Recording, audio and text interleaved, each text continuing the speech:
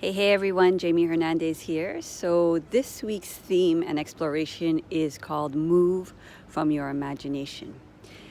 So before I get into Move from Your Imagination and why and how that kind of works in your body and your mind, is just to kind of give you an overview, just to kind of know what to expect when you're listening to all of this stuff that I'm putting out, is all of it is coming from experience. So anything I teach, it's coming and the lesson emerges from an experience.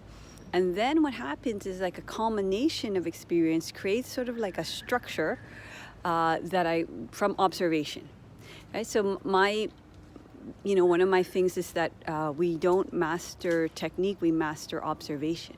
And then technique arises. So when I am moving you guys through all of these concepts, one, it's from experience, but two, there's an actual kind of thing that I've observed. And one of the outlines, one of the kind of structures, framework that I work with is the 7 ways of aligning the mind, body, and spirit. The 7 ways of aligning the mind, body, and spirit. One of them has been movement. That's sort of a thing I've been talking about a lot in these kind of last 3 IGTVs, but that's just one of the 7 ways. Another of the ways is there's movement, there's posture, there's alignment, there's breath, there's mind, and there's massage and energy. Okay, so just so that you kind of get a sense of where I'm coming from, because it's not just all random, but at the same time, it is coming from direct experience. Like everything I talk about is something that I've been exploring with now. So I just kind of wanted to bring that forth so that you can maybe start to understand or see, oh, okay, now she's talking about alignment. Now she's talking about breath. Now she's talking about mind. Now she's talking about energy. Now she's talking about massage. And put it in some kind of framework, but at the same time, know that it's not. I'm not reading from a notebook or anything like that.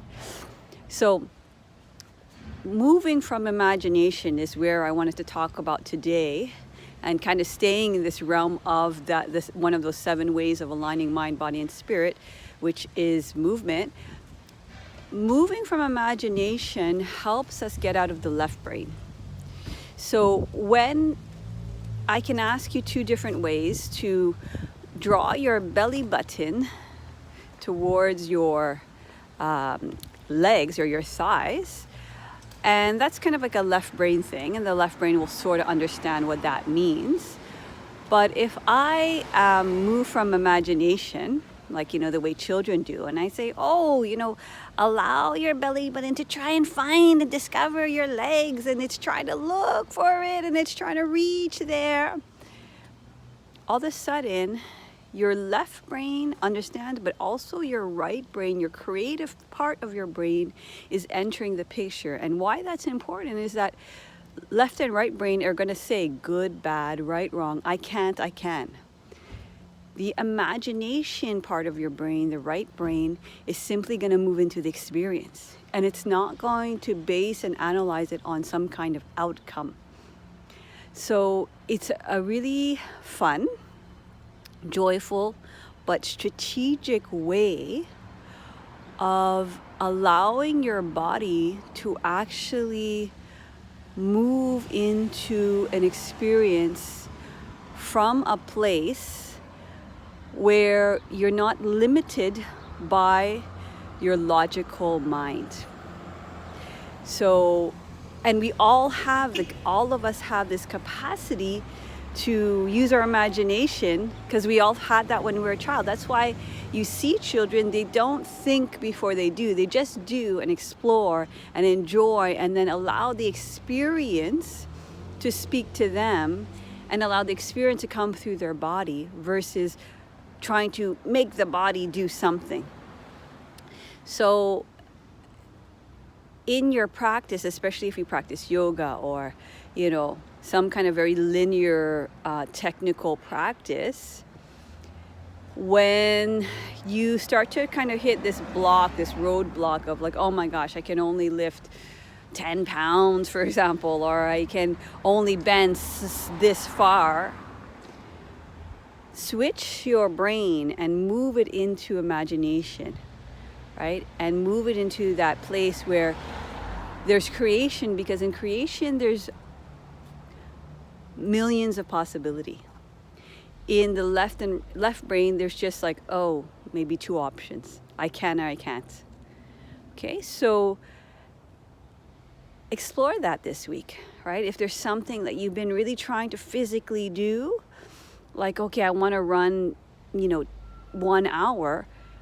As you run, like, imagine you're jumping over crocodiles or something like that. If you're trying to lift, like, 10 pounds instead of 7, imagine, I don't know, bring your imagination into it and imagine, I don't know, a whole bunch of little monsters are trying to stop you from lifting a weight. And the logical mind is gonna resist against this, because it's so used to having it so linear and having it so black and white. But if you are result oriented, and most of us are, and we do want that result, like if people are very ambitious, and they only stay in the linear mind, it's going to be very frustrating. So give yourself a strategy that may actually give you a result that you think you can or can't do, or it takes such a long time, or it requires a certain, all of these sort of variables, and then break that with your imagination, and you'll be surprised. I'll give you one last example. Is, when you are walking, it's a little bit outside of what but will give you an idea. Like when you're walking on a beach, and let's say you wanted to run 10 miles, and I don't even know how long 10 miles is, but you want to run far or down the beach, and you're like, oh God, I can't make it.